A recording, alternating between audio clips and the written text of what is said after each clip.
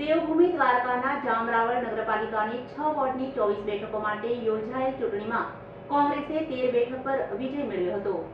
BJP અને 11 બેઠકો પર જીત મેળવી હતી। તાજેતરમાં દેવભૂમિ દ્વારકાના જામરાવળ નગરપાલિકાની 6 વોર્ડની 24 બેઠકો માટે ચૂંટણી યોજાઈ હતી, જેમાં કોંગ્રેસ 13 બેઠકો જીતી સત્તા મેળવવામાં સફળ રહી છે, જ્યારે ભાજપને ફાળે 11 બેઠકો આવતા વિપક્ષમાં બેસવાનો વારો આવ્યો છે। અત્રે ઉલ્લેખનીય છે કે રાવલ નગરપાલિકા ભાજપ સત્તામાં હતું ત્યારે આ પરિણામોથી ભાજપ માટે આંચકાજનક છે। ભાજપ પાસેથી સત્તા આંચકી કોંગ્રેસ હાલ ગેલમાં આવી ગયું છે।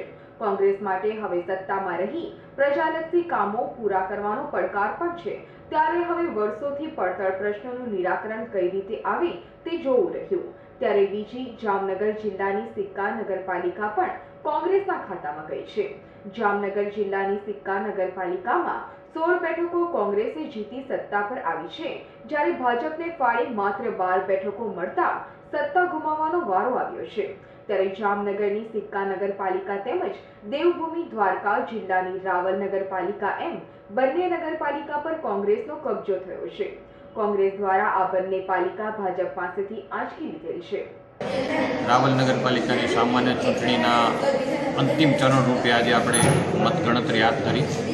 સવારે 9 કલાકથી મતગણતરીનું કામ ચાલુ થયેલું અને ખૂબ ઉત્સાહભેર ઉમેદવારો, એના એજન્ટ, મતદાન એજન્ટ, અમારા અધિકારી કર્મચારીઓએ પોતપોતાની ફરજ સંભાળી લીધી હતી।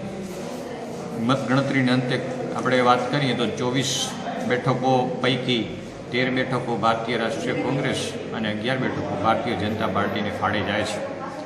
આ રીતે ઉમેદવારો વિજેતા જાહેર થયા છે અને હવે આવનારા 5 વર્ષ માટે રાવલ શહેરની જનતાએ તેમને પોતાના વહીવટની જવાબદારી સોંપી રહી છે। ત્યારે આપણે બધા વિજેતા ઉમેદવારોને ખૂબ શુભેચ્છા પાઠવી અને તેમના દ્વારા આવનારા વર્ષોમાં પ્રજા કલ્યાણના, સુખ સુવિધાના ખૂબ સારા કામો થાય તેવી સૌને આપણે શુભેચ્છા પાઠવી અને આ ચૂંટણીના ભગીરથ કાર્યમાં સૌ જે ઉપયોગી થયેલા છે કર્મચારી, અધિકારી, મીડિયાના પત્રકાર મિત્રો, શહેરીજનો, એ સૌનો પણ અત્રેથી અમે આભાર માનીએ છીએ। બાલાભાઈ પરમાર, ભૂતપૂર્વ પ્રમુખ। અમારી કોંગ્રેસની જીત થઈ છે અને અમારી પબ્લિક કોળી સમાજની પણ જીત થઈ છે। બહુ જ કોળી સમાજે સાથ સહકાર આપીને આજ પર યોગ્ય મતદાન કરીને અમને બધાને વિજય બનાવે છે। Bureau report S9 news Dwarka.